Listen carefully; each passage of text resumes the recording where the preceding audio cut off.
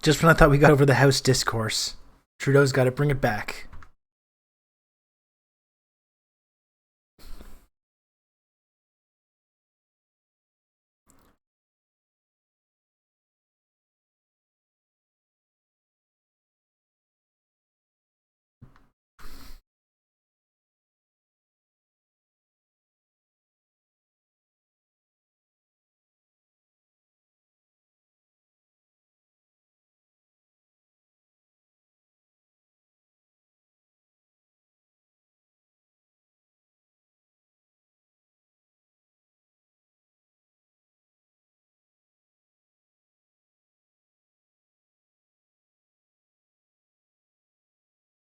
There we go.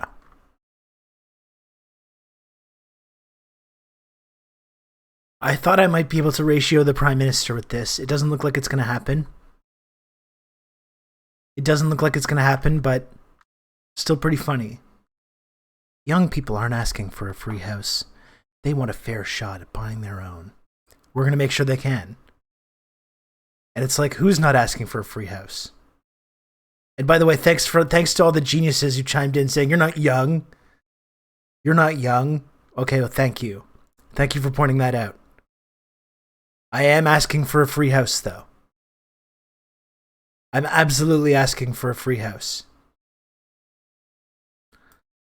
I mean, like I pointed out in the replies, I am part of the generation still, even if I am a geriatric millennial or whatever it is. I am still part of the generation that has been priced out of being able to afford a house. Imagine how many votes he'd get if he tweeted out free house. I know. It's a huge missed opportunity. But you know what? And we joke, like, I say I'm asking for a free house, but like, really free housing should be part, like, that should be an uncontroversial thing to ask for. Right? It should not be controversial at all. We should be giving people free houses.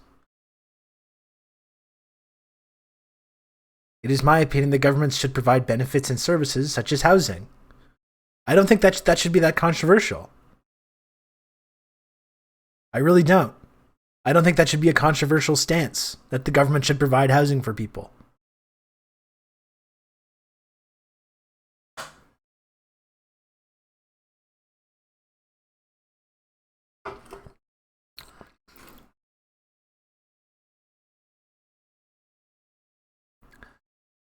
Someone was like, housing is not a right.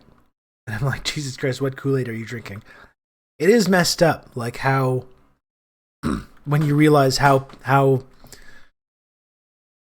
people are so unwilling to accept this idea. That it's just not a right. Only people that deserve it get houses.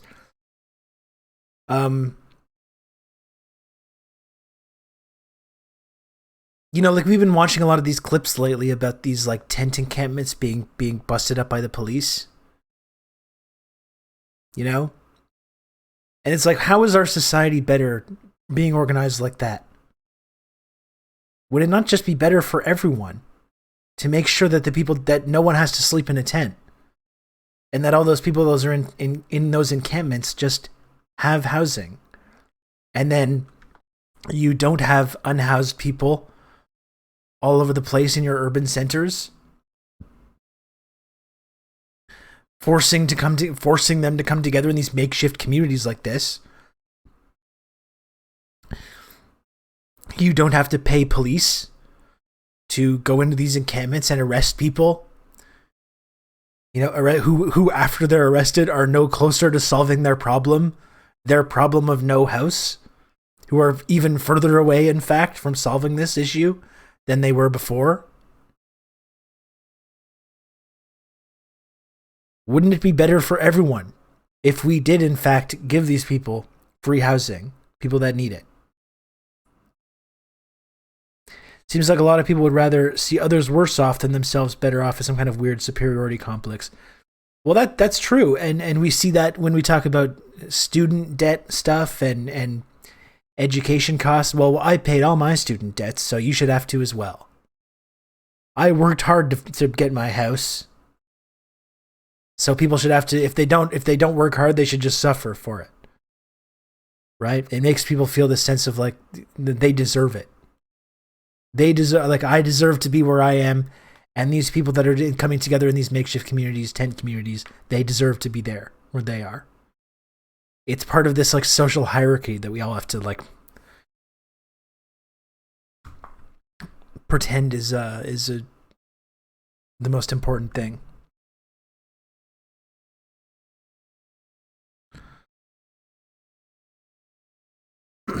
Having a house is nice, but living near everything in Montreal and having cheap rent and utilities was also cool. Well, yeah, that is true, Cherokee Chocolate. I mean, that opportunity is slipping away for a lot of people. I don't think, like, when I first moved to Montreal, like, rent was really cheap. And I don't think it's really like that anymore. It's probably cheaper compared to Toronto or a lot of other places. But even what you're describing is slipping away. But that's the thing, there should be housing in the city as well. Like, we shouldn't just give up on the idea of being able to live in the city. And not, if you don't want to, not having to rely on renting.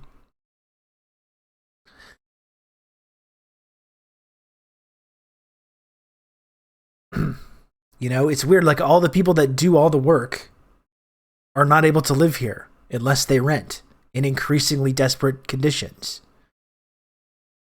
You know? People should be able to live in the city if they want to. Growing up in Vancouver, I can literally never live there without 3 roommates on a minimum wage. Yeah, it's just impossible. It's literally impossible to live in Vancouver or Toronto.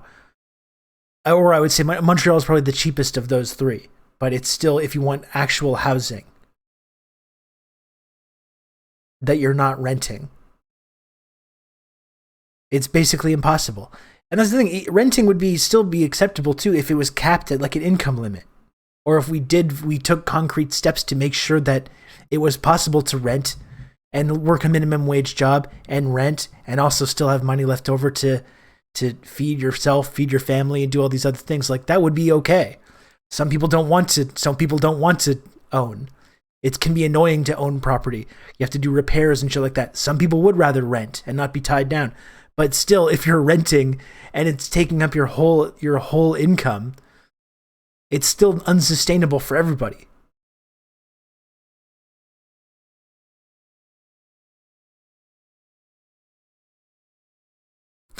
My coworker said that the homeless don't want homes, to which I was like, I don't think that's true.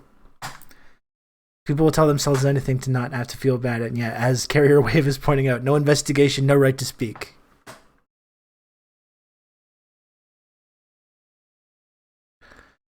Oh, thanks. Okay, so Dan Boxes, you thanks for sharing this again. This 4-minute video showing social housing in Vienna. Let's take a look at this.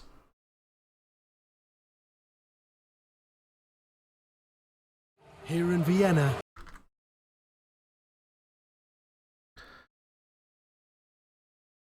Let me just change the title here.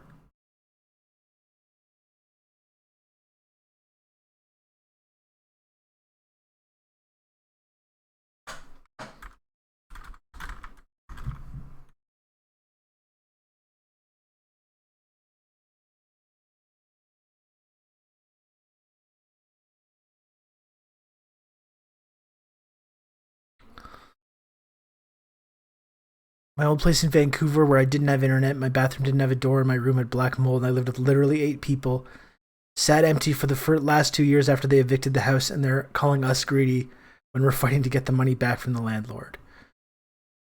Jesus Christ. I moved out of Montreal because I wanted a house as a single man. Housing is unaffordable. Yeah, it's just not possible. It's just not possible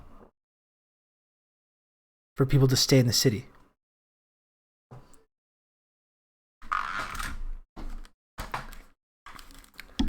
So thanks, Dan Boxes, for sharing this. This is some guy, Rob Russo, some leftist based in Canada. I was turned on to this sick individual, and I found this. Hey, Majority Report Raiders, bring it on in here. Welcome, welcome, welcome. I just got Sammed. Oh my gosh. Sam Seder, what a fucking nightmare.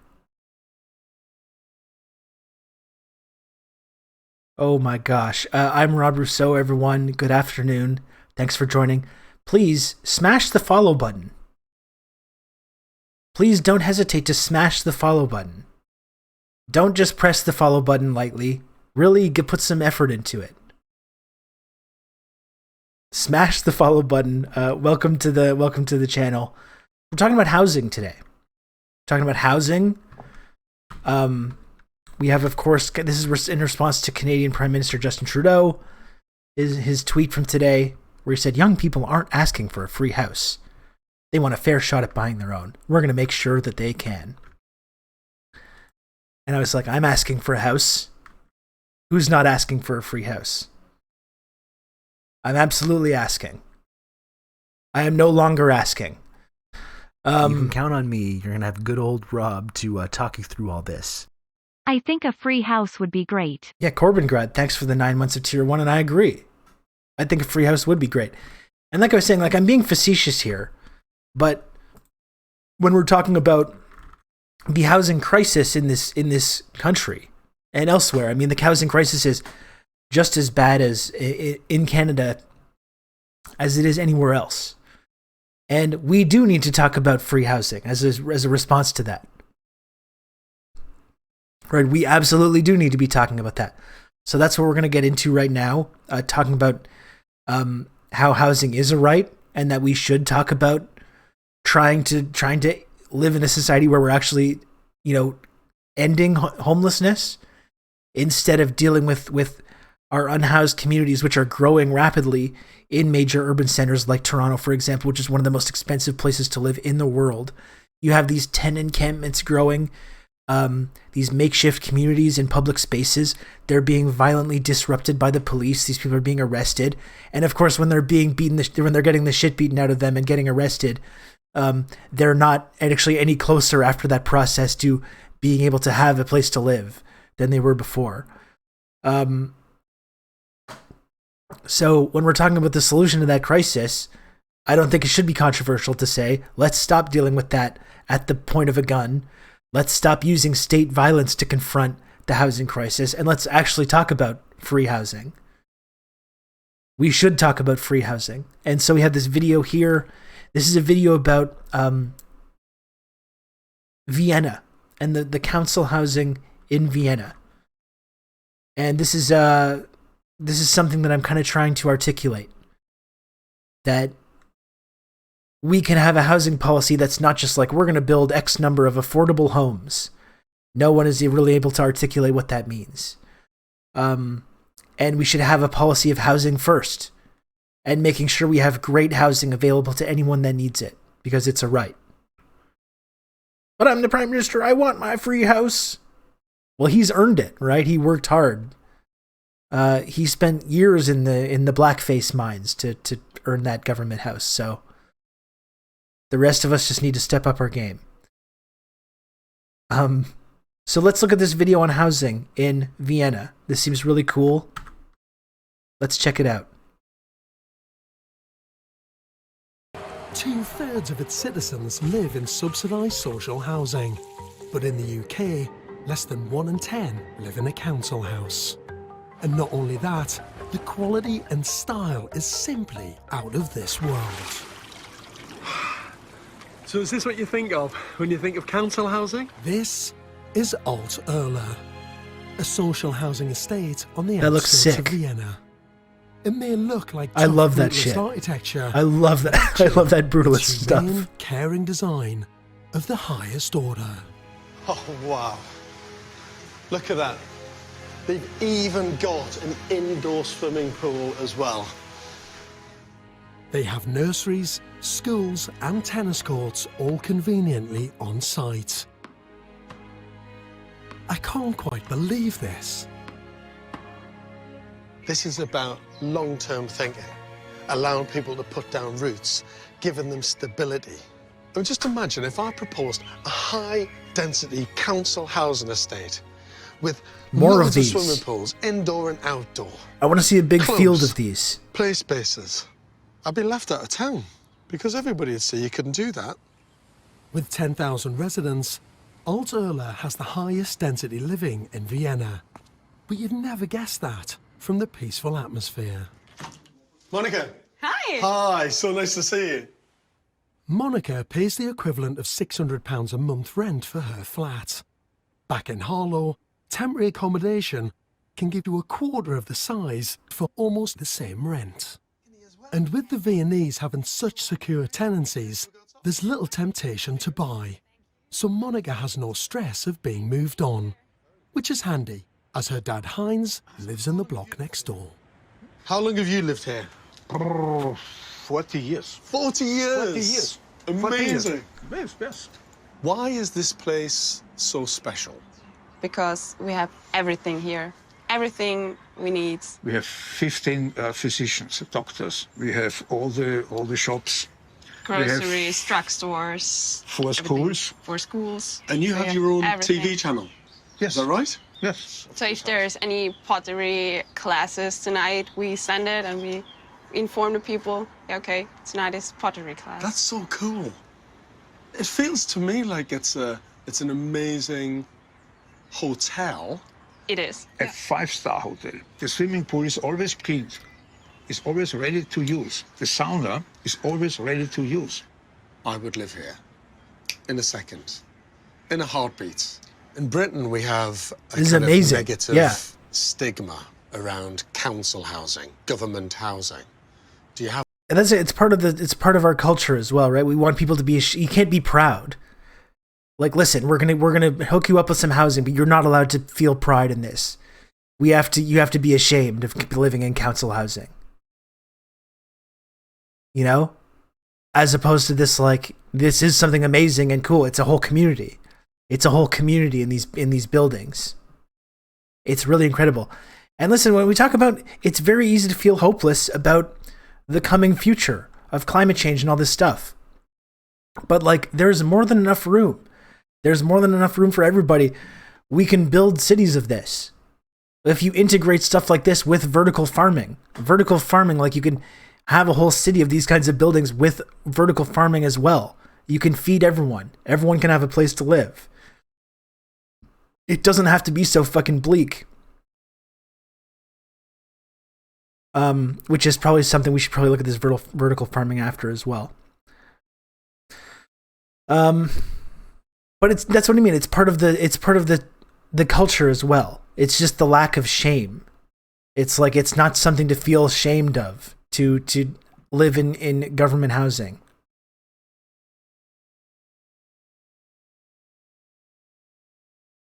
He's covered in fucking plants, no problem. Have that here? What is the difference if I own this flat or if I rent this flat? Tell it to me. What is the difference? Why should I buy this flat? That's what I mean. If you're secure, not everyone wants to own something. If you're secure, it doesn't matter. And if you can rent, you can if you don't have to worry. It's a lot less stress in many ways. If you're not worried about your rent constantly, increasing every year and getting decreasing space for the amount of money that you pay, many people would prefer to live like this, me included. No, we need red tape, America, proof of poor, design for shame. That's what I mean. I'm smoking government weed. I do government housing too. Listen, if you're smoking government weed in your government housing, you're sitting pretty, my friend. That's something we should all aspire to. Have good old Rob to talk you through all this. Cut Man, thanks for the 4 months of Prime. Thank you so much.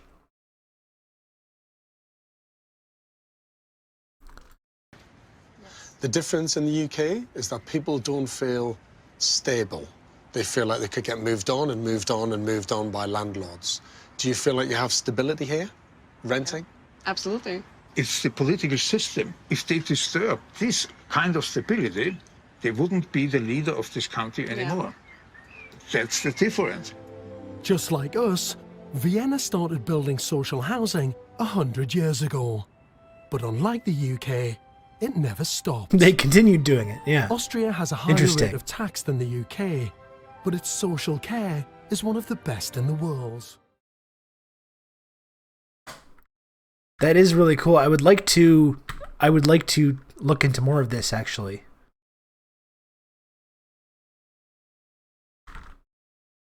it's making me mad because it's obvious our countries are making us suffer for the sake of making us suffer. Yeah, and POW nobody. This is a good point that I try to get at often, right? Because it's not about, people will say, like, you want to give people free housing? What? How would you afford that? We can never afford that. And this is the thing I always try to explain to people. Not enough people understand that it would cost less. This is a big lesson that I think we don't talk about this enough. It would quite literally cost less. It costs more to have, tent encampments popping up and to confront that problem by having the police go in and beat the shit out of those people, put them in the system, put them in prison, kick them out, have this ongoing process of following these people around and just being under the constant threat of state violence. That costs more. It literally costs less to just put people in houses. It's not just Vienna doing this. There's places I believe it's in Finland, where they tried this housing first policy, where if you need housing, you go to the fucking, the housing office in your community, and you're like, I need a place to live, and they just give you a place to live. And you have somewhere to live. You have access to, if you need it, if you need mental health treatment, if you need drug treatment, you have access to these services. And overall, it costs less to have this system than it does to have the system that we have now. But it's essential that we keep the system that we have now so that we all know that there's a penalty for not working hard enough, right? It's important that when we're going to our jobs, going to the train, to our jobs in the morning, taking the bus to our jobs, it's important that we see these tent communities, these unhoused communities, and to have that feeling of like, oh shit, that could be me. I'm two paychecks away from being in that exact position. So I better work even harder. I mean, that's why it's for. That's what it's for. We often hear like the cruelty is the point, right? And it's exactly right. It's true. The cruelty is the point. It's not about money. It's not about saving money. We choose to treat these issues using state violence instead of compassion. Suffering and housing scarcity is a key component of maintaining the system as it is. Oh, thanks, Dan Boxes. Let's while we're talking about this, we might as well watch these. So we got a Finland video by Second Thought and a social housing video by Gravel Institute. And so folks, especially from the if you're joining us from the raid, again, I'm in Montreal here. We got an election going on in Canada, and housing, of course, is a big part of the election. This is kind of why I want to talk about housing. It's important to all of us, obviously, because if you live in Canada or the US or the UK, it's a pervasive issue.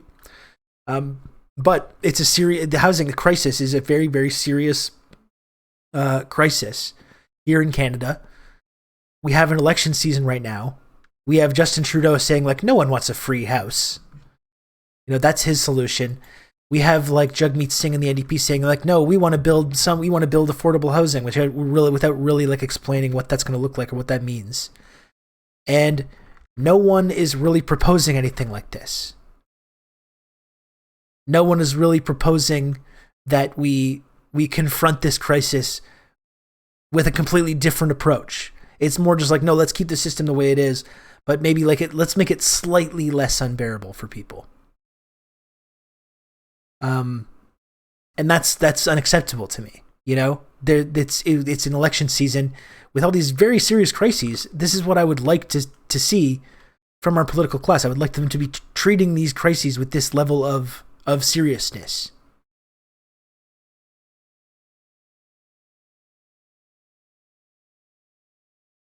So I mentioned Finland. Here's a video. This episode is brought. Here's a video on how Finland ended homelessness. This is how this Housing First program, which I was talking about. We're gonna get into this. This is what I wish was being proposed currently in our Canadian election that we're dealing with right now. And I think it's a huge shame that it's not. Brought to you by CuriosityStream. Get free access to Nebula, the streaming platform built by all your favorite YouTubers, when you sign up for CuriosityStream at the link below.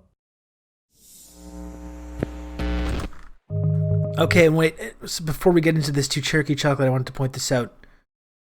Here's the graphic that shows how 90s liberal decimated social housing funding. Yeah, so here's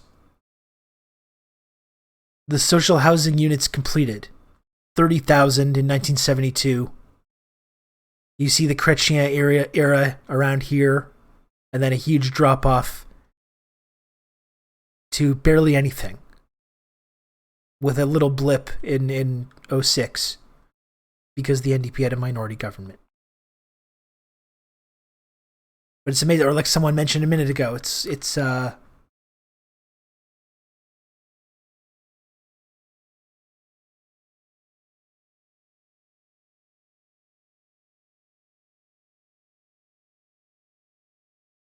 someone mentioned it. I wanted to repeat it. I think I lost it.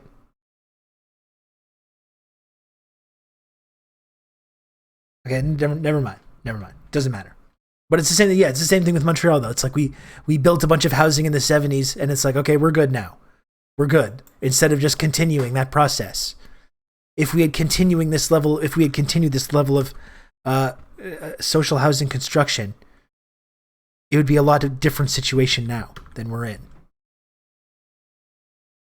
About 600,000 people experience homelessness in the US. Think about your own life. You might not be homeless or necessarily even know someone who is or has been. But you certainly know someone paying too much for rent, someone having trouble finding a place to live, someone facing eviction. In other words, someone who could become homeless without much needing to go wrong. More and more Americans are joining this category every day. The truth is that in 95% of US counties, those who work a full-time minimum wage job cannot afford even a one-bedroom apartment. Change that to a two-bedroom, and the entire country becomes unaffordable. Yeah, and Cassie 9 is pointing out as well. You know, if you give people housing, right, no one's going to want to work. And it's infuriating. After less than 1 year, most Americans were frothing for something productive to do. It's not the same poverty work as before. Yeah, it's the same thing. People do want to work. People do want to work, but they want to do work that's like fulfilling to them. You know, or especially during the pandemic, this conversation about people not wanting to work. It's like, no, people don't want to work for fucking pennies when it's not even enough to afford housing anywhere in the country during a global health crisis at the same time. Yeah, people want meaningful work. They don't just want to be some cog in a corporate machine working some arbitrary amount of time each week and not doing anything fulfilling, you know, not doing anything important. Just in the same way we have to re-envision housing, we have to re-envision the whole motivation that people have to get involved in the market in the first place.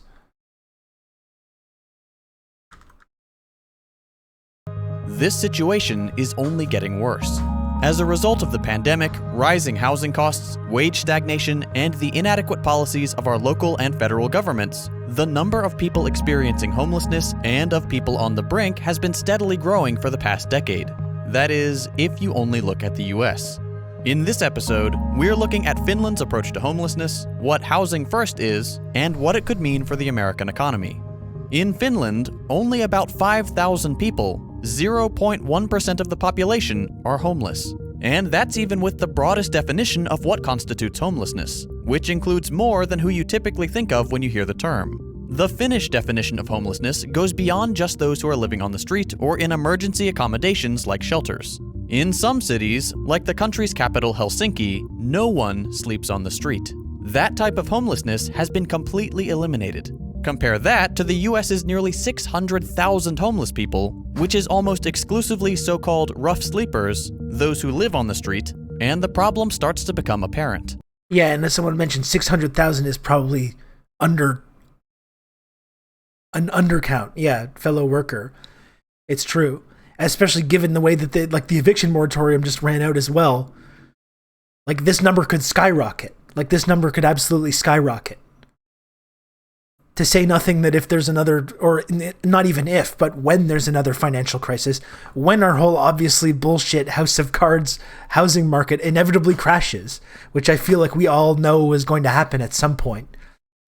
They've basically been just keeping this thing alive by just juicing it with injections, like financial injections, over the last couple of years. At any point, this is going to collapse, and we're going to see all this skyrocket. You know? What's more important, though, is that homelessness isn't just low in Finland, it's actively going down. It's changing the number Between in the money 2010 computer. and 2018, Finland enjoyed a massive 40% decline in the homelessness rate.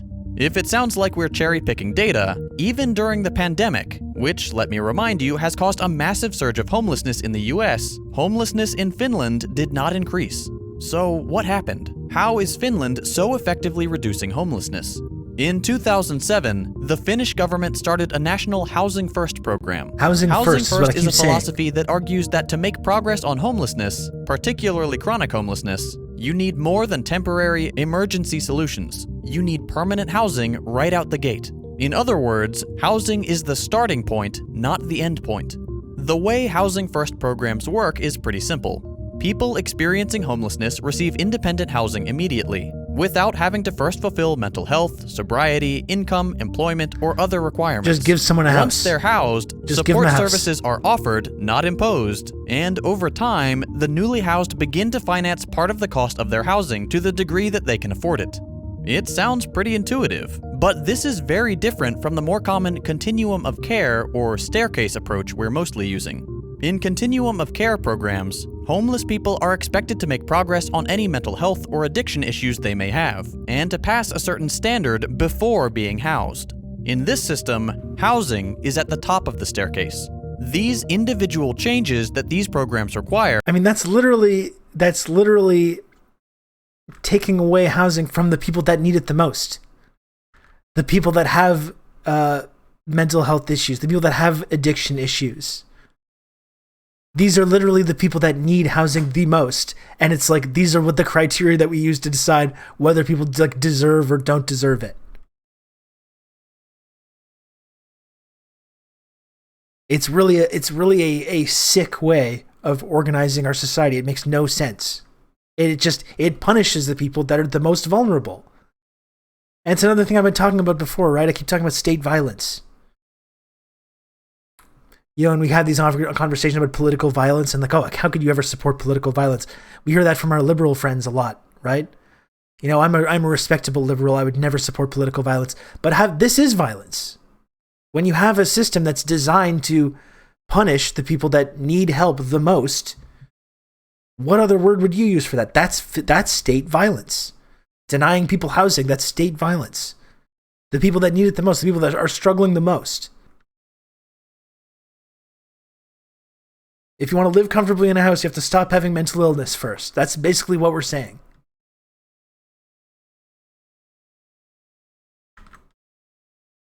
Are the sorts of things that are incredibly difficult to address when you are still contending with the anxiety of not having a home, possibly still sleeping on the street. In these continuum of care programs, only once you have demonstrated some change, which we should keep in mind is incredibly difficult to achieve without housing stability, do these programs graduate you into housing arrangements. First shared housing, and slowly over time independent housing. To some, continuum of care approaches sound great. That is, in theory. They map onto our society's values of meritocracy, of security. Only those who are deserving get access to the prize of having a home. Under this mentality, if you don't have a home, it must be because you're just not good enough yet. Come back later. It should be obvious that these programs just don't work. This is a good point, Anodyne. Are you using drugs to cope with the suffering inherent in your material conditions? Well, if you want to improve those conditions slightly, you're going to have to suffer even more. Absolutely. And having gone through it all myself, I can tell you that the people who run these stopgaps aren't really trying to help because they look down on you for being crazy, addicted, or queer. Yeah, and it beats this stuff into it that you're like an undesirable. You know, we treat these undesirables in our society. And we deliberately punish them with this kind of violence.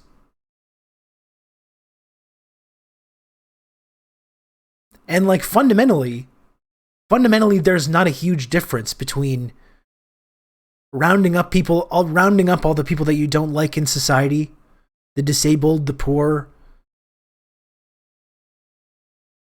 queer people, people that have addiction, people that have mental health issues. There's not a whole lot of difference between just like rounding them up and putting them in some fucking brutal camp somewhere or forcing them to live in these kind of conditions. It's still deliberately punishing the people that you deem as like not good enough, not worthy. The result is the same. You're still just deliberately inflicting more suffering on these people, intentionally. It's sick. It's a really sick way of doing things.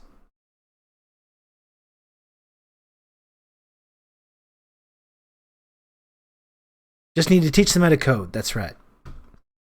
Not only do they strip people of their agency and come with an enormous moral burden, but recidivism is high and a huge number of people don't make it into the program in the first place because of the high barrier to entry.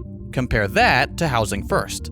In the initial study on Housing First, back in 2003, a randomized trial of the two approaches decidedly shows the strength of the new program. Around half of the initially homeless group were accepted into permanent housing, regardless of their eligibility according to other programs, and they were then offered tailored and optional care for their individual circumstances. The other half went through conventional channels, and at the end of the trial, the results were clear. The Housing First group spent more time in stable housing, less time hospitalized, and results carried over for longer than when homeless people went through the continuum of care path.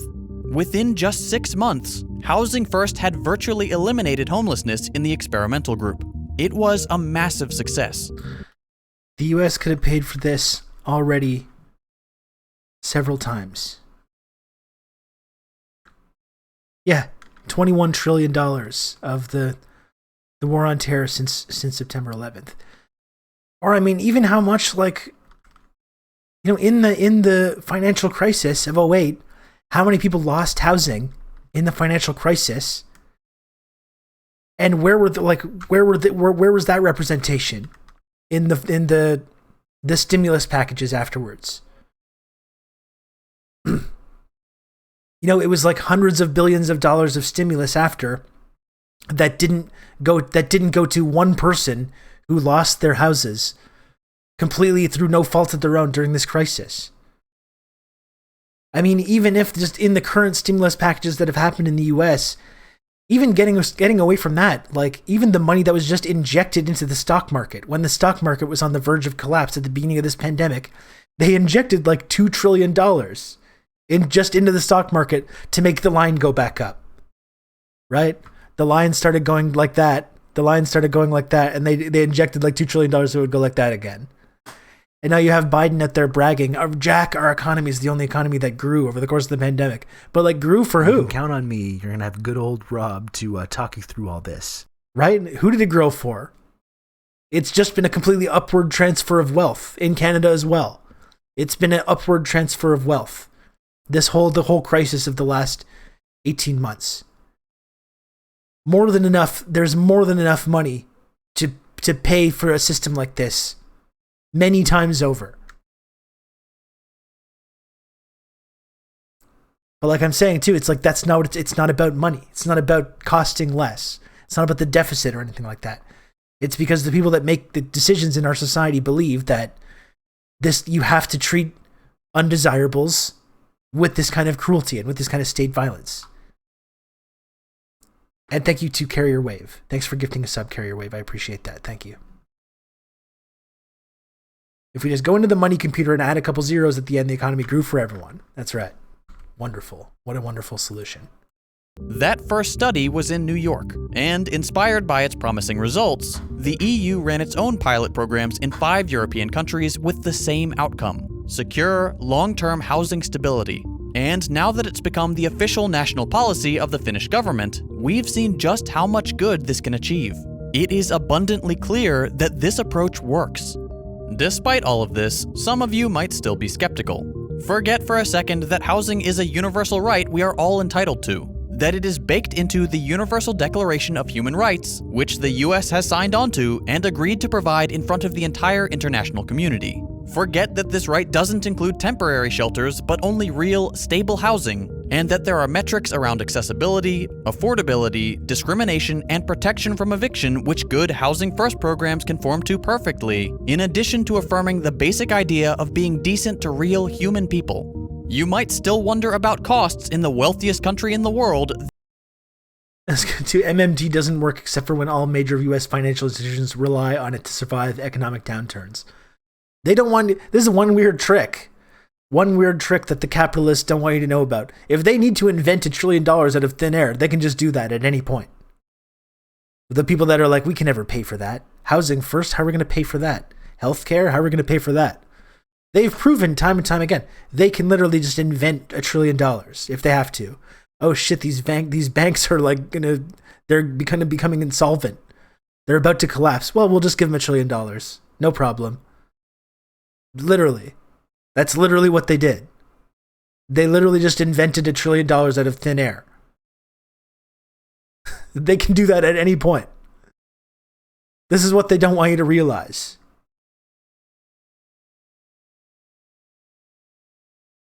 It's almost frustrating how easy this is too. It's literally cheaper. It's being accomplished perfectly well in countries like Finland that are still neoliberal, capitalist, etc. They all have their stupid wealth and capital accumulation and still do this for less money. That's right. That's when you think about that too much. That's what really makes you start to feel insane, right? There's no reason. There's literally no reason. We're paying money. We're paying to be cruel to the most vulnerable people in our society. We're deciding like we can spend money on housing, or we can spend even more money on just being cruel to people that need our help, that need our solidarity, that need our community. And we've gone with option B.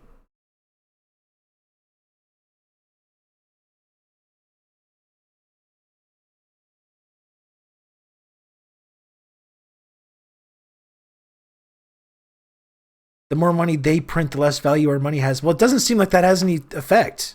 It doesn't seem like that.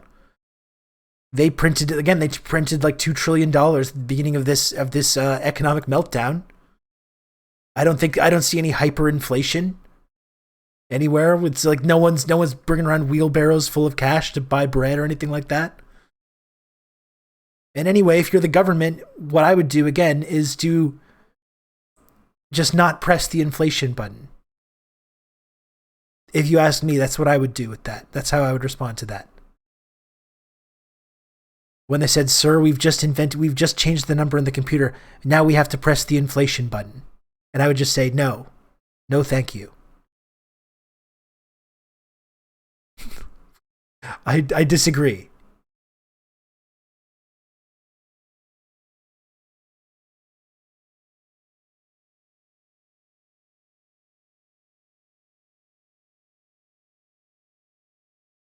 Hyperinflation. I see only diaper inflation because the government is a bunch of babies filling their diapers. Whew. Sam coming in hot. Once again. With an epic quip. Inflation is bad for banks lending money and that's it. Just don't let it inflate. I've remembered that TikTok since I've never forgotten that. That was amazing. Just don't let it inflate. Just deflate it. She was right. Whoever that girl was, I don't remember, but she was absolutely right. That regularly provides housing subsidies mostly to the wealthiest people in the country through mortgage interest tax deductions costing the American people, I don't know, $70 billion a year, or close to 25 times what is set aside for homelessness programs at the federal level. Imagine all that incredibly important stuff doesn't matter. It's gone. Forget about it. Housing First is still cheaper than not housing people or walking them through an ineffective continuum of care program. Not only are people housed through Housing First covering part of the cost and are more easily employed, but housing people saves money in the long term on comparatively costly emergency hospitalization bills and absurdly expensive policing, which both go down when 1. People's needs are taken care of preventatively, and 2. They aren't exposed to an expensive state apparatus that has criminalized existing without a house.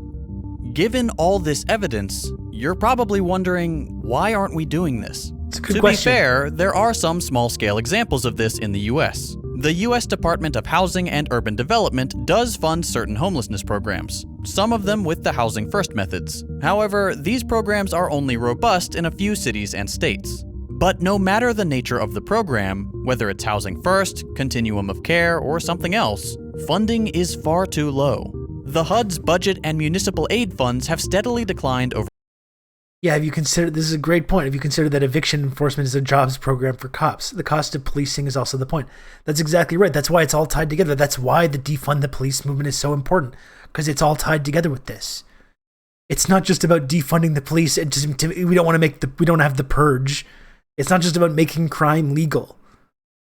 Even though I think we should do the purge. Me personally, that's what I think. But that overall, the people that are making this argument, that's not what it's about.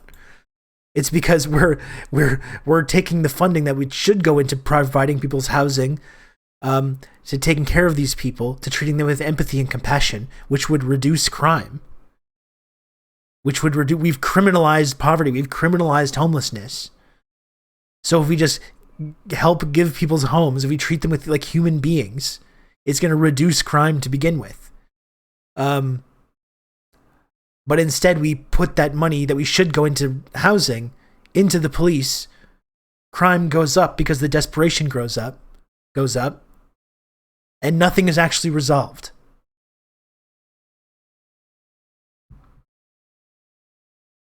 Here's the inflation TikTok. Okay, thank you. Okay, so you know what I don't fucking understand? This is why I don't understand. See this? See this? See that? This. This is worth $50? This is worth $5? This is the exact same piece of fucking plastic. This is the same thing. We made up these arbitrary numbers. And then we said, we can't print more or else it'll be worthless. How about just don't let it be worthless? How about just don't tell anybody? Or just like, don't let it happen. We literally made this up. This is a construct we made up. Just don't let it inflate. Just don't. Like people, I get inflate, but I don't. Like, just don't let it, fuck. You let this happen. You let this happen. How about you just let everything else happen too? Why don't you just let stuff not inflate? Like, just deflate it. Okay, so you know what I don't fucking understand? This is why She's right. I'm sorry. Just deflate it. She's absolutely correct. And this person was mocked on social media.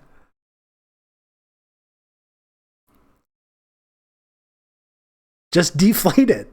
It's not complicated. Absolutely. I agree with that. Over time, and as a result, programs scrape together a budget from the general public and several different local and federal funds, rarely ever amounting to what they actually need to provide effective services. But the main problem behind all of this isn't that homelessness programs aren't getting enough funding. That is an issue just a little further down the line. The underlying problem is affordable housing, and at the core of that problem is our capitalist organization of the economy.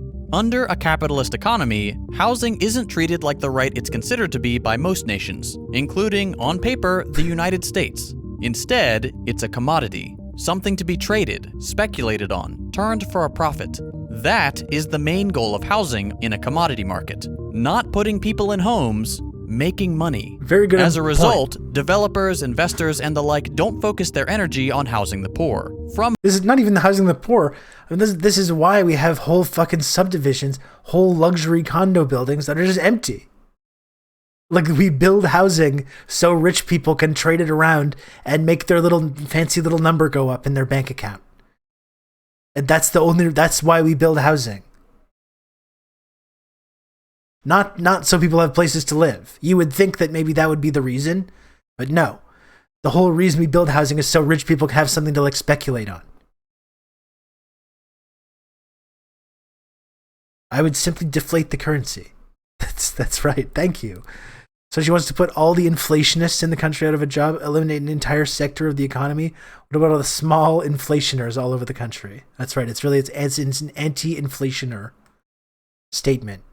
She needs to listen and learn more about this. Yeah, real estate development is mostly a money laundering scheme anyway. I mean, the whole people that run the construction industry here in Montreal, it's literally just like an organized crime racket. And we've all just accepted that. We've all just accepted that it's like mobsters that do all build all the houses and do all the construction and stuff. And that's just, we've been like, okay, well, I guess that's just something that's part of our society now. It's literally just criminals. It's literally just criminals running all this stuff in the political side and in the private enterprise side. Amazing. It's really a smart way of doing everything. We love it. We love it, folks. From whom they can only extract so much, but rather on building luxury accommodations for the wealthy, leaving largely empty units across the country only rarely occupied, if at all, while people in desperate need of housing are refused access and subjected to a manufactured housing scarcity. On top of that, there is a very real incentive for capitalists to only partially resolve homelessness. The threat of losing the roof over your head keeps even the most exploited worker in a job they hate. Increasingly, that threat forces people into even more dire conditions as wages become less and less sufficient to cover housing costs, forcing people to take on several jobs and work untenable hours to avoid the possibility of eviction. It is not in the capitalist interest to remove that powerful, terrifying incentive. And here is where the Finnish success story may go beyond Housing First alone. Not only is Housing First doing a good job of taking people out of homelessness in a reliable way, but a social democratic organizing of the economy is limiting the extent to which people are likely to fall into it in the first place. It's still capitalism, so it still relies on somebody being exploited, in this case people in the global south, but at the very least, social democracy goes part of the way on neutering perverse capitalist incentives on continuing homelessness domestically. One key element of this is unionization. High unionization at 75% of the Finnish workforce, and therefore higher wages and higher job security than in freer markets, mean that as people exit homelessness, they are unlikely to be replaced or fall back into it themselves. American conservatives love to rail against Housing First, touting its failures to make significant changes in cities like Los Angeles, where homelessness has continued to rise despite Housing First programs taking root. What they conveniently forget to mention is that the continuum of care programs they prefer still deliver worse results. And the core issue of the skyrocketing housing prices in the free market is why people are even pushed out into homelessness in the first place. Yeah, I mean, where are they doing this where are these Housing First programs in LA or California? I mean, maybe you might have a couple of little small pilot programs. How many people realistically are getting access to that, though? A couple hundred? You know, a couple thousand? Is that where Hassan got his? That's right, yeah. Yeah, 600,000 doesn't include all the people who live in cars and RVs. Yeah, and as Lodane was saying before, people that are couch surfing, people that are renting a room, like there's different levels of houselessness.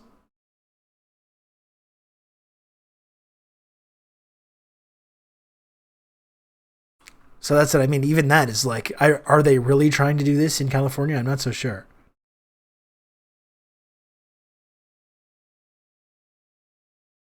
Like many places in Canada, developers are the most powerful people in Calgary. They influence our elections so urban sprawl continues and they can sell overpriced suburban homes. And we all get dinged in our taxes to pay for utilities, services to be put out there. Yeah, to say nothing of the fact that all these new houses are built with like fucking cardboard as well. And that as soon as the climate reality starts to come home for a lot of people, all these houses are just going to blow away in a strong wind.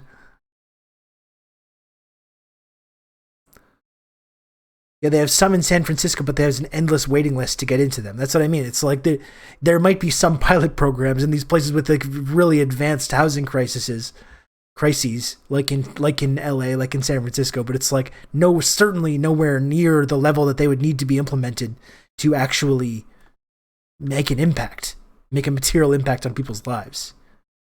Cuba, 0 homeless people. Very true.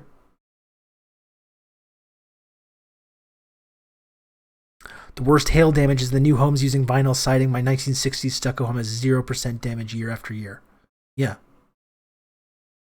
It demolished houses. Interesting. Yeah, the latest hailstorm in Calgary was one of the most costly weather events to happen in recent history. Demolished houses. The waiting list for a public house in my city is about a decade. I mean, this is ridiculous. It's just like the idea that we're even attempting to do any of this stuff is just preposterous. Like, that's not a solution. That's not a solution at all. Just wait on this waiting list for the next decade. Just good luck, by the way. Good luck in the meantime. I don't know what you're going to do, but, best of luck to you.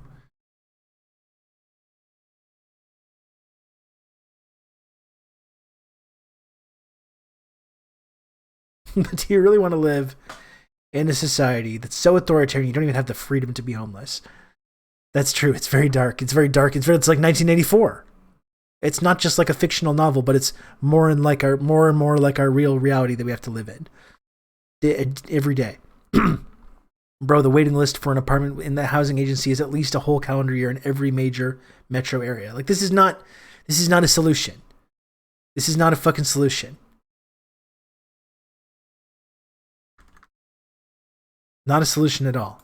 The thing is, it doesn't have to be this way. There are solutions to reduce the scale of this issue. Earlier this year, the Gravel Institute released a great video on one of these solutions. I'm gonna look at this after. The decommodification of housing. I'll put a link to that video and all of the sources for this one in the description. At the end of the day, the conclusion that you should take away from the Finnish case isn't just that this one type of program works really well at taking people out of an incredibly difficult situation for the benefit of everyone.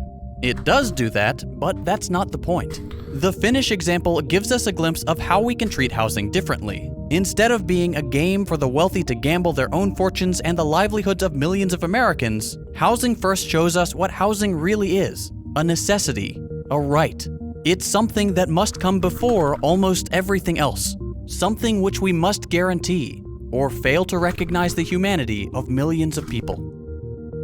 If you're interested in what the future of housing might look like, I highly recommend you check out Home of the Future on CuriosityStream. It's a fascinating look at cutting-edge production methods and radically different approaches to housing than those we see today. CuriosityStream is an established streaming platform with a solid track record of caring about great educational content and the financial security of those who produce it. They've got thousands of nonfiction titles from some of the best filmmakers in the game. As you probably know, YouTube doesn't treat its creators very well. That's why some of my YouTuber friends and I teamed up to build Nebula, so we don't have to worry about demonetization. As educational creators ourselves, we love CuriosityStream, so we've worked out a deal, where if you sign up for CuriosityStream at the link below, you'll also get access to Nebula, 100% free. That's less than $15 a year for both CuriosityStream and Nebula, which, in my humble opinion, is a pretty great deal. Since you're already on the internet watching my video, why not spend some time learning about fascinating topics on CuriosityStream, or check out Nebula's original content, including my upcoming series on the resurgence of fascism. Okay, we're getting into this seems like an interesting offer, but we're getting away from what we were talking about here. I'm going to put on this Gravel Institute video next. I'm just trying to simultaneously, while we watch this video, I'm trying to simultaneously write a little blurb for the Discontents newsletter that's going out in 10 minutes. So I'm going to put on the Gravel Institute video while we're talking about this. I really enjoyed that one, though. We'll put on the Gravel one next. I'm going to write my little blurb while we're doing it.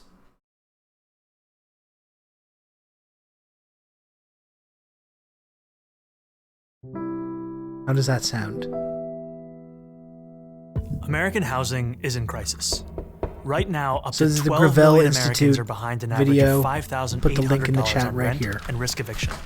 With eviction moratoriums soon to expire, we're facing an unprecedented wave of evictions and foreclosures that will crash straight into millions of struggling families across the country. But the truth is, this crisis didn't begin with the pandemic. In fact, housing has been in crisis for a very long time. Even before the pandemic, in places like New York or Los Angeles or San Francisco, median rents for even one-bedroom apartments could approach $2,500 a month or more. About a third of people in Los Angeles spend a majority of their income on housing. In New York City, about 20% of all renters pay most of their income to their landlord. And in my district, Astoria, about a quarter of residents have to spend most of their paycheck on rent. And the crisis isn't just in big cities. In 95% of all US counties, workers making the minimum don't make enough to afford a one-bedroom rental on their own. The Harvard Center for Housing Studies warns of a new normal for housing in the United States, in which nearly half of all renter households spend almost a third of their income on rent. That's why even before the fallout from the coronavirus started to hit, more than 500,000 Americans nationwide were already homeless, millions more on the brink of losing their housing, and countless families struggling every month to make ends meet. At the root of all of this suffering is the fact that in this country, housing is treated as a commodity, not a right. It's a consumer product, just like clothes or cars, that private businesses can sell on the market to make a profit. And if someone isn't able to pay, either because their landlord raised their rent or because they can't work for one reason or another, they're not able to stay in their homes. If they're lucky, they can live with friends or family, or maybe in transitional housing for a bit. But for a lot of people, they have nowhere else to go, and they end up sleeping on the streets. In December 2019, the number of people sleeping in homeless shelters in New York reached 19,000 people, an all-time high. 100,000 New York City students are homeless. That's more than 10% of the entire student population. Why do so many people end up homeless? It's not because there aren't enough homes to go around. There are plenty of empty homes. No, it's because housing people is not the primary goal of developers or landlords. Their goal, simply put, is to make a profit. And it's much more profitable to build luxury apartments for the rich than decent homes for the poor. This gives us a big shortage of homes for ordinary working people. For every 100 households that are extremely low income, there are only 36 affordable and available homes. As a result, we have plenty of housing for the rich, but poor and working class people don't have nearly enough on the market. So we have people scrounging to make ends meet or sleeping on the streets right below luxury condos and uninhabited apartments.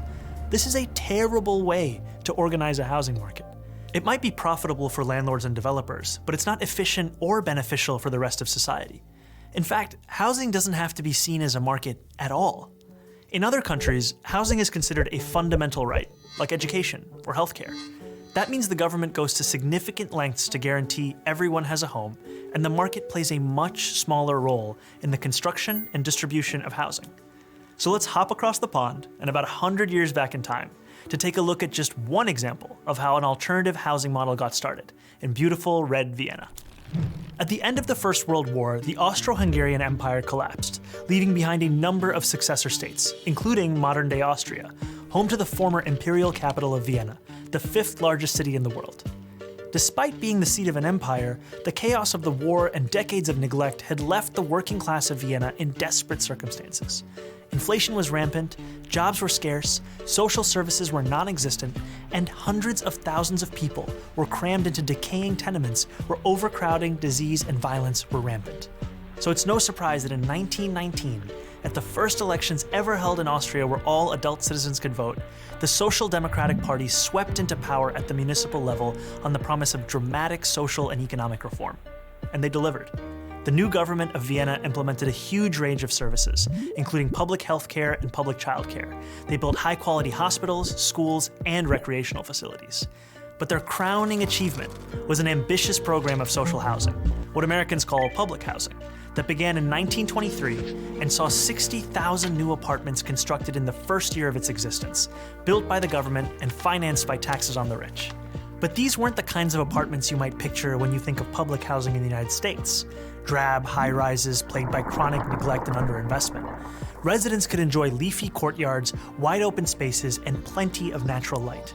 They had shared laundries, state-of-the-art kitchens, food co-ops, bathhouses, pharmacies, lecture halls, schools, and swimming pools. These apartments were designed to be both beautiful to look at and beautiful to live in, fostering a sense of shared community among the people who lived there.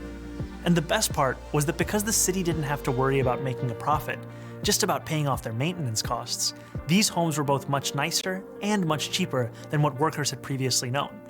In 1926, the average rent in Viennese social housing was about just 4% of a monthly wage. The first 15 years after Austrian independence saw its capital transform from a symbol of urban blight into a beacon of socialist governance. It became known as Red Vienna, after the official color of the socialists who had pioneered these changes. And even though Red Vienna fell in 1934 when the country was seized by fascists, Red Vienna, baby, who did what they could to roll back social housing, that commitment to good, cheap housing remained after the Second World War. Today, an astonishing 62% of all city residents live in social housing, with the average monthly rent falling somewhere between $400 and $600 a month, with subsidies for lower-income tenants. That is a fraction of what people in America pay. Unlike in the United States, where public housing is treated as a worst-case way to house the very poor, Vienna's social housing residents are extremely diverse.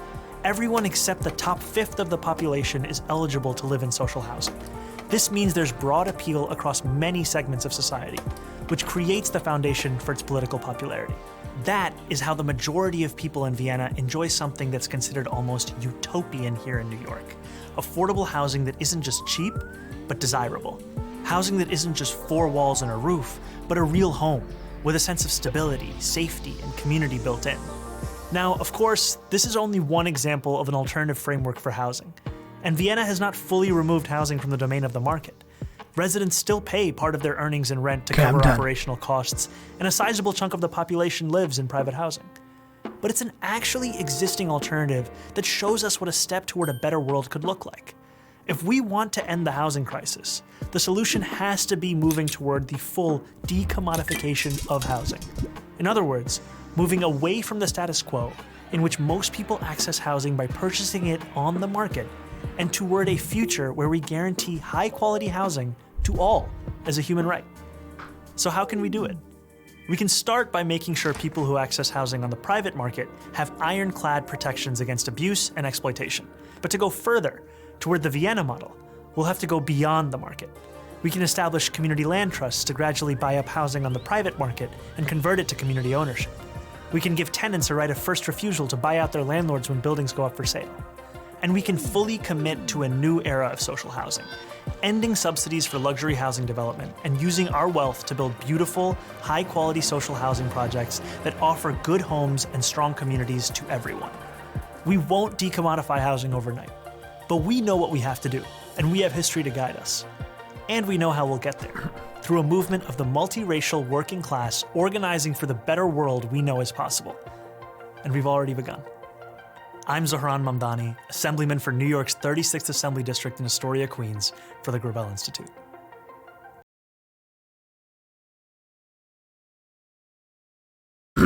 Really cool. That's really the amazing thing, isn't it? Where like a lot of this stuff that's talked about in this video, that's part of the whole like Green New Deal framework, which still takes place. It doesn't replace capitalism. It still takes place in our shitty sort of exploitative system. It's just a way to make things slightly better for people who have been like failed over the last couple of decades. And they still, the reactionaries still respond to this. Not even the reactionaries, but even the liberals still respond to this like, I can't believe, how are we going to pay for this? I can't believe you want to do this. How are we going to ever do something so crazy and radical? Literally just like, let's slightly decommodify these like things that should be a right for people. It's going to improve everything. Just become an we're going to remove of the friendship triangle. It's going to reduce. We're going to remove homelessness. We're going to get rid of these homeless communities in our urban centers. We're going to help people. We're going to treat people like human beings, and everything can still stay in place. And this is like, no, it's too much. It's too much for me. These big changes are too much. We have to keep it the way it is. It's the only thing we can ever do. And thank you so much. Calm Like a Tom. Look at that. Calm Like a Tom for gifting 5 subs. Very, very kind of you. Calm Like a Tom. I really appreciate it. And if you're just joining the stream for the first time today, please feel free to subscribe. Right? I'm not going to say it costs nothing. It doesn't cost nothing. That's usually what I say about the following stuff, but please feel free. Get the emotes. It's September. Many people are saying it's September. To mark up the size of the account. Thank you, Alana, for the 200 friend coin. Do you know how many fucking friend coins I need to save up in order to be able to afford a house? Do you have any idea how many friend coins I would need for me to move into a house? So many. Mr. Trudeau, please give me shelter. This is not unreasonable.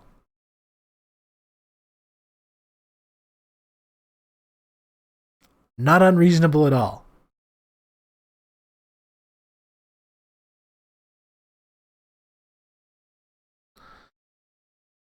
Okay, we got a depressing comment from Small Chungus here. We got a hype train close, by the way.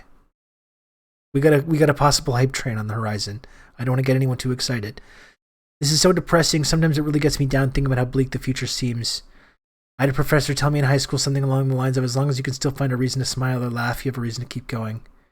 How do you guys stay positive or get out of the depressive episodes brought about by the bleakness of life? To Chat and Rob.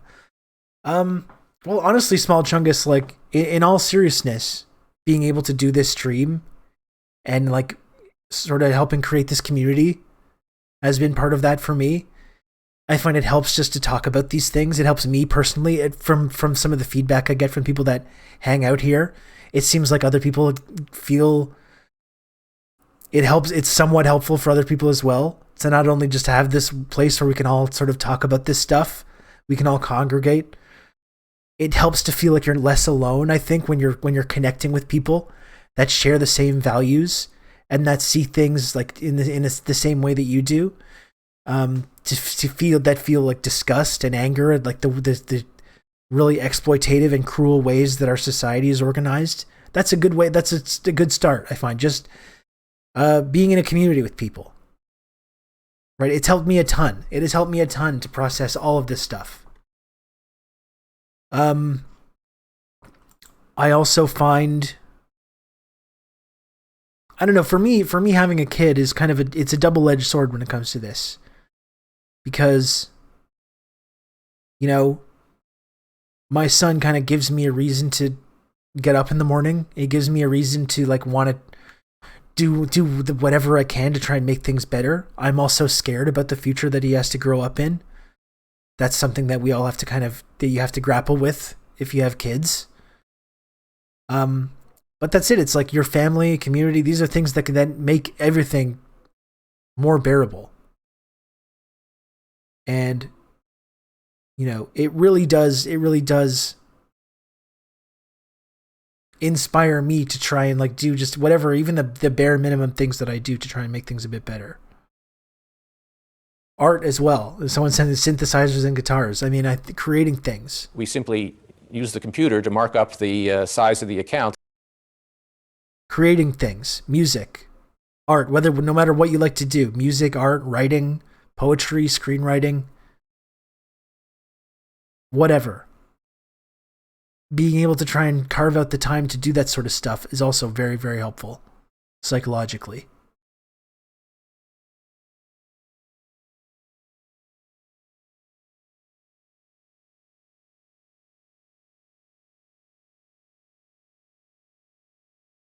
It's a pretty good day. We're doing work for a socialist campaign while Julian records a new QA in the other room. Oh, cool.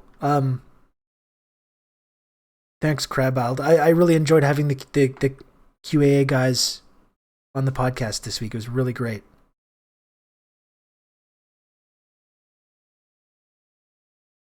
Oh, and thank you, Ice Tray, for the 100 bits. So we got a hype train, folks. One thing that I know, you know, if you really are feeling depressed, anxious about the future, about the cruel way that our society is organized, you can count on me. You're going to have good old Rob to talk you through all this. Subscription Steve, living up to their name. Subscription Steve, thank you so much for the tier 1 sub. You can count on me. You're going to have good old Rob to talk you through all this. And Jurbulent, thanks for gifting a tier 1 sub as well. That's one thing that can bring us together as well. This is a community. Right? And I feel like I'm cheapening what I said before because I really do mean that. How it's been very helpful for me psychologically to be able to, like, come here and talk about this stuff every day. You know, rather than just doom scrolling and just taking in all the, like, terrible things that are going on at all times. Rather than doing that, being able to come here and talk through it, you know, work things out with you folks in the chat. It has been really invaluable to me to be able to do that. Nice to have some good old grog. Oh boy. This emote makes me feel better every time. That's right. DRP50. That's what... We haven't had a lot of debaters try to come in lately. We haven't had a lot of debaters try to come in and start accusing us of doing modal fallacies and stuff. So we can send them the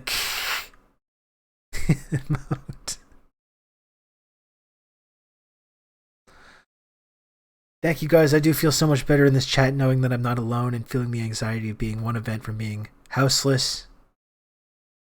Thank you. Not at all. This community does give me hope. I'm really happy to hear that, Big Chungus. It really does. I mean, it's like,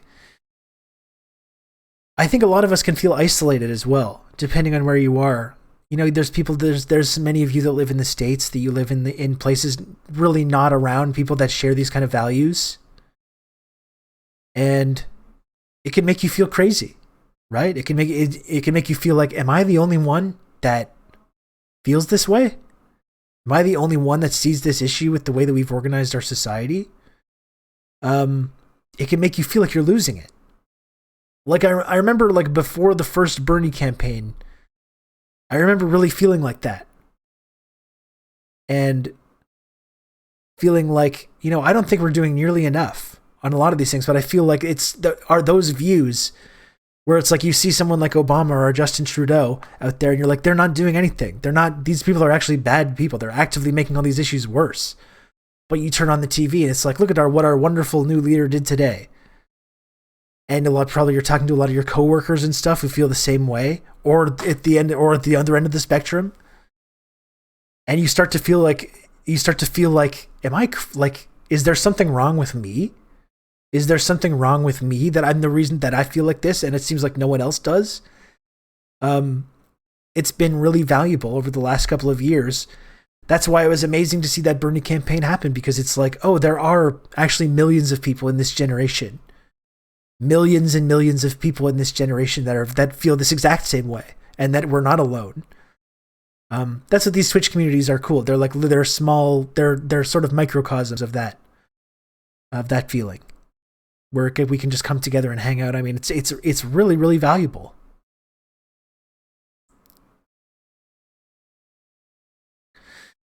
Especially with all the gaslighting you get from parents, school, your boss, everything in society telling you that if you can't be happy and thriving under capitalist cruelty, there's something wrong with you and not society. You're supposed to grow out of it. But as time goes by, I'm only getting more radicalized. Well, that's the whole thing. Our whole like parents' generation that's like, oh, you know, you're going to be a liberal when you're in your 20s, and then as soon as you're in your 30s and 40s, you become a conservatives. But it's like that kind of a notion that made sense under this framework where like we were having more material wealth as we got older, and that we would be able to get a home and all this stuff, and you become more conservative about taxes and things like that as time goes on. It's like that is not an option for anyone anymore. So it's like, it's just not. It's like sometimes when it comes to our parents, like I know in terms, my parents are quite understanding of all these issues, but I think a lot of our parents just don't get it, and they're like, why don't you just do what I did? Just get a job. Get a house. And they still think that this is like possible, you know? Why are you complaining about the cost of education? You want education to be free? Well, when I was young, I worked a fucking lawn mowing job for a summer, and I used that money to pay for a 4-year college education. And then I went out and got a job at a factory that had benefits and a pension and all this stuff. Why don't you just do that? Just do that with what I did. And it's like, this is not possible. We can't do this anymore. This generation literally pulled the ladder up behind them.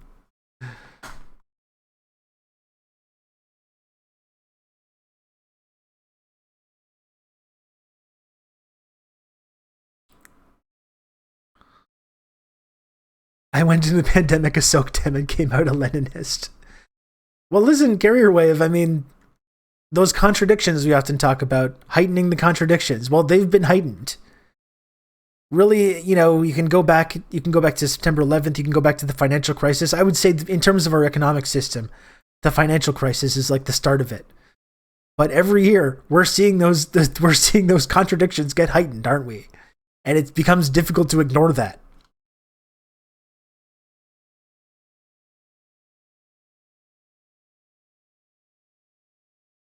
Remembering my old boss when we were pregnant with my daughter laugh at me when I mentioned progressive was a total lib back then, values I had. Scoffing and suggesting that'll change when my kid comes around, the total give up in America. You're expected to be conservative as you get older, but it's never fully explained. Yeah, exactly. It's just it's like a way for people to justify, you know, I'm selfish, so surely everyone else is going to be as selfish as me. Contradictions do be like that sometimes. The contradictions are in subspace orbit. They've been fucking heightened tremendously. And it's exponential too. That's what the pandemic has been. It's like now it's in like hyper accelerationist times as well. The contradictions, it's so glaring. That's why people are losing it. That's why people are just completely checking out, because these contradictions have become so apparent. And the more you try to ignore it, the crazier you start to feel. Because like it's all just right in front of you now. It's all right in front of your face. And you have to almost be choosing to ignore it at this point.